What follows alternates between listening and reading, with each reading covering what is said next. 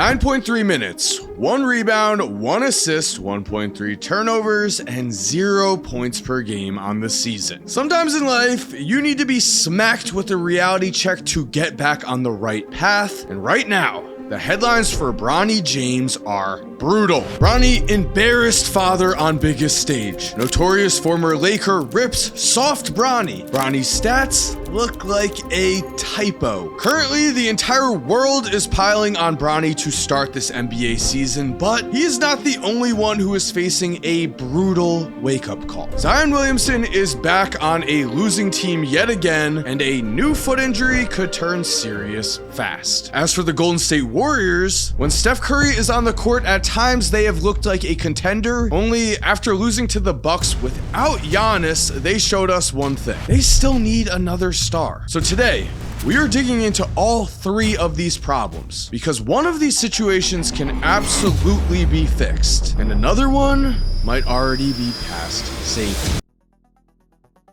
We're going to be as fair as possible to Bronny. Our job is definitely not to hate here, it is to be objective. But Bronny can't rely on his name forever. He needs to grind. He needs to work like any second round pick does in order to earn a spot in this league. Austin Reaves, on his own team, is the perfect example here. Reaves was undrafted. He struggled heavily in the summer league, averaging just 7 points per game on under 30% shooting in Vegas. But Austin Reaves never stopped putting in the work. Eventually, he tapped into his potential and now is looking like an actual NBA all-star or better? Can we say that Bronny is putting in that same work? At this point, we pretty much know that Bronny is not going to be a superstar, but we also have heard great things about his defense and his work ethic. So why have neither of these things translated into on-court production yet? Well, if you take a walk with me, it appears that Bronny has not improved on basketball's easiest skill to improve on, shooting the basketball, which is a shame because the Lakers actually need Bronny right now with their lack of guard depth combined with injuries. But against the Portland Trail Blazers, when given an opportunity, Bronny finished with 0 points in 20 minutes played. And diving into this game, let's look at how much space the Blazers are giving him here. They just don't respect his jump shot at all. I'm really trying to be as fair as possible, but Bronny needs to sit in the film room and look at his tape. A lot of people are calling his basketball IQ into question, so let's slow this play down and see why. Bronny takes a pick, then drives to the same side the roller is running to,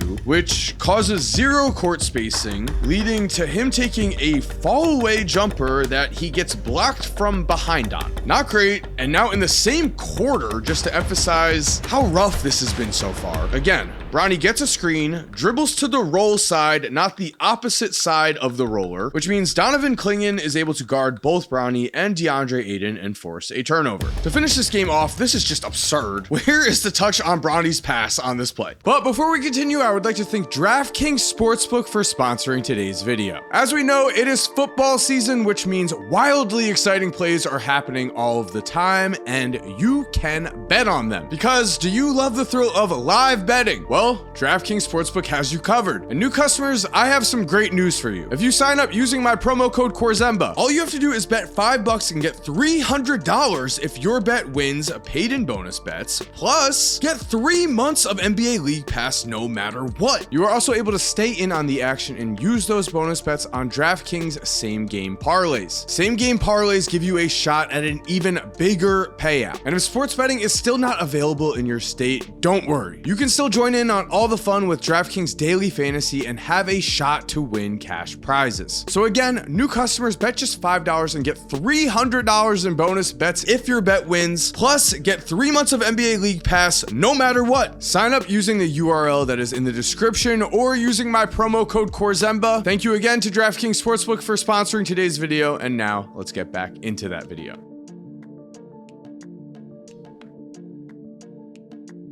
Now, I don't doubt that Bronny is trying hard. I am not the guy that is going to be piling on hate here. Jeannie Buss even hinted that she wanted a full roster of Lakers with Bronny's work ethic. We do need to be objective here though, because Bronny's career is going to go one way or the other very fast. So being fair, looking at the positives, in the summer league, Bronny was pretty solid, averaging 14.2 points per game in Vegas on 47.6% shooting, but still he only hit 30% of his threes, and that is the main concern. We also have to question his confidence. In the preseason, everything just crumbled again. In 4 games, in 21.3 minutes a night, Bronny averaged 6.8 points, 2 assists, 2 turnovers, and shot 25% from the field, while also shooting 15.4% from 3. This is a video on brutal honesty, and the brutal truth is, Bronny is an undersized guard who is not showing us he can be a floor general. His path to getting meaningful minutes in the NBA is to become a Patrick Beverley type player. So he needs to be absolutely locked down on defense, and now in the modern NBA, we know he needs to be a knockdown shooter as well. In the G League, Bronny did show promise. In 18 G League games, Bronny averaged 18.6 points, 4.4 rebounds, 4.6 assists, and 1.7 steals a night. Pretty solid numbers, although he did only shoot around 33% from 3. I think just working on his jump shot relentlessly here could fix almost everything. He does have athleticism, he does have that defensive dog in him, but if Bronny does not work on his jumper, we're not seeing enough NBA skills from him as an undersized point guard to really see a future past his dad retiring. And speaking of other big names, at this point, are we seeing real signs that Zion Williamson will retire as one of the greatest wastes of talent in NBA history? Because Ben Simmons does exist, we might have to say second biggest waste of talent of all time, but the point remains, and the question is,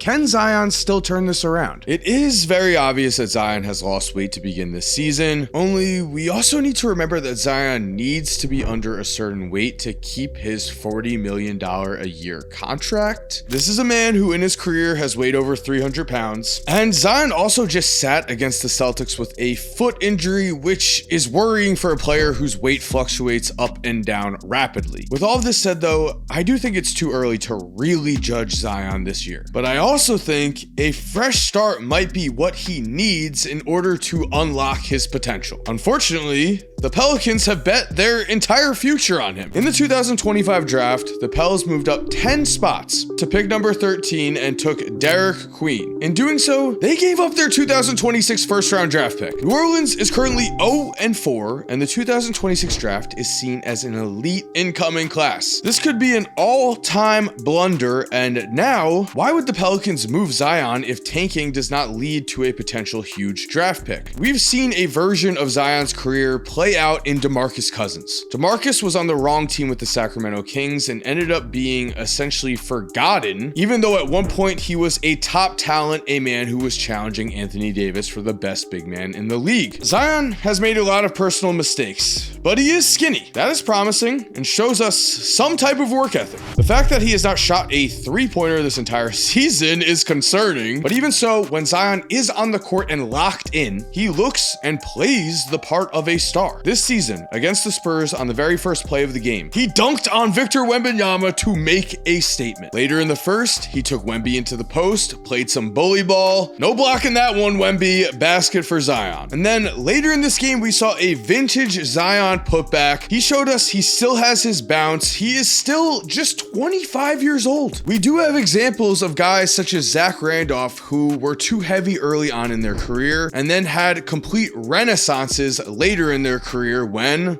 they locked in. But with that said, it's hard not to look at someone like Victor Wembanyama, who clearly loves basketball, who is having a career year on an undefeated Spurs team, and just wonder, will Zion ever get there? Does Zion just not care about basketball enough? This is when he should be entering his prime window. Before his foot injury, to begin this season, Zion was averaging 27 points, 9.5 rebounds, 6 assists, and 4 steals a game. So we could still be in store for a bounce back year, but the clock is ticking. If we get another injury-riddled season, another season where we watch Zion play great in some games, but then in other games just not give it his all, well then yes, we could also be in store for an all-time waste of talent. I am always rooting for a good comeback. I am rooting for Zion. As for the Golden State Warriors, let's end on a potentially extremely bright spot here. A team that can make one move to become real title contenders. The Golden State Warriors have Steph Curry. That means they do have a chance to win a championship during the Steph Curry era, but